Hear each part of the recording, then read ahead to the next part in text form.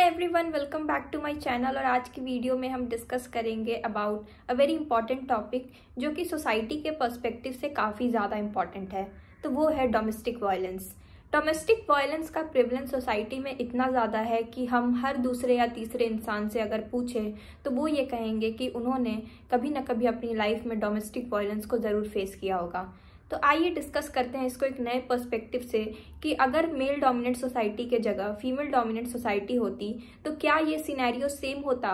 क्या तब भी लोग डोमेस्टिक वायलेंस को इसी तरीके से एक्सपीरियंस कर रहे होते जैसे कि आज औरतें एक्सपीरियंस करती हैं।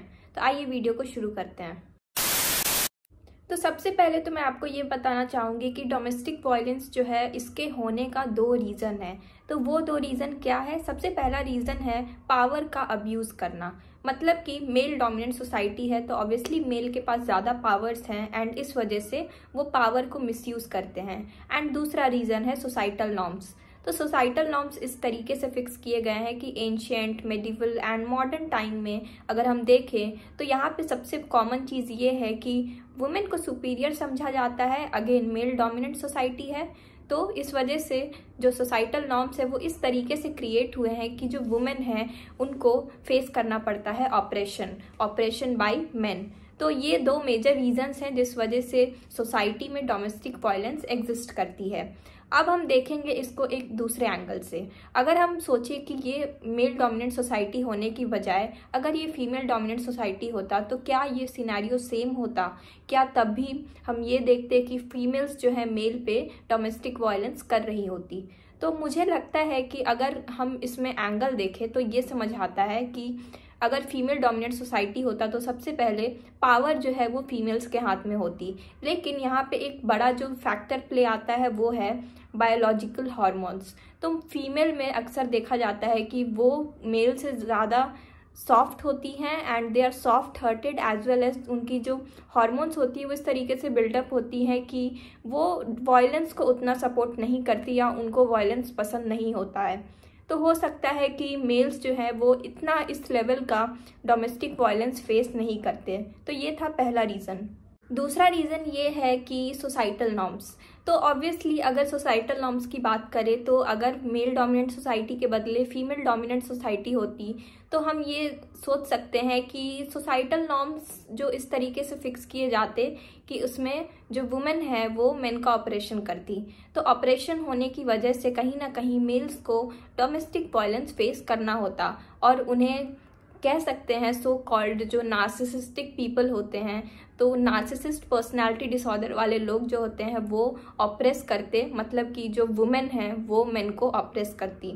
तो नार्सिसिस्ट पर्सनालिटी डिसऑर्डर एक ऐसा डिसऑर्डर है जिसमें कि जो इंसान है वो अपने ईगो को बहुत ज़्यादा इम्पोर्टेंस देता है और उसकी जो कैरेक्टरिस्टिक फीचर होती है उसमें one of the characteristic feature होती है डोमिनेंस।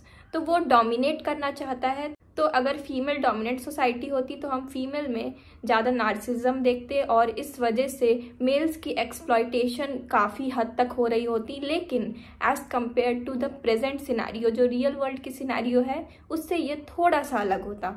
अलग इस मामले में कि फीमेल सॉफ्ट हार्टेड होती हैं। तो सॉफ्ट हार्टेड होने की वजह से जो मेल्स हैं वो उस लेवल तक नहीं एक्सपीरियंस करते वायलेंस को, लेकिन हाँ एक्सपीरियंस करते क्योंकि जो दो मेजर फैक्टर्स मैंने बताया, पावर का अब्यूज़ करना और सोसाइटल नॉर्म्स को एक्सप्लॉइट करना।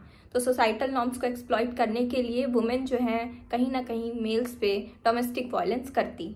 और अगर हम प्रेजेंटली देखें तो वुमेन के कंटेक्स्ट में ऑब्वियसली वो ज़्यादा वायलेंस फेस करती हैं, लेकिन मेल्स जो है वो भी इस चीज़ को फेस कर रहे हैं और जो लॉ का अब्यूज़ है वो इतना ज़्यादा बढ़ चुका है कि काफ़ी मेल्स इस चीज़ को महसूस कर रहे हैं अपने लाइफ में कि उनकी जो है एक्सप्लॉयटेशन हो रही है वुमेन के द्वारा, क्योंकि लॉस जो है वुमेन के फेवर में बनाए गए हैं और इस वजह से मेल्स जो हैं ऐसे रिलेशनशिप्स या फिर मैरिजेस में फंस जाते हैं जहाँ पे उनको एक्सप्लॉइट किया जाता है और वो अगर आवाज़ भी उठाते हैं तो फीमेल्स जो है वो लॉ का गलत इस्तेमाल करके मेल्स को फंसाती हैं।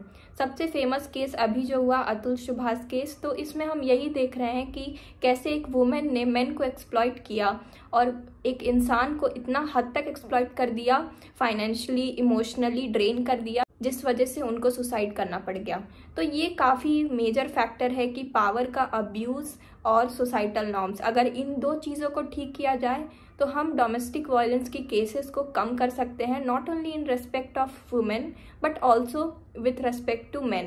तो आपका क्या सोचना है इस टॉपिक के बारे में, आप कमेंट सेक्शन में बताइए। एंड आई होप कि आप सभी अच्छे होंगे। So take care and will meet in the next video. So bye and thank you so much for watching.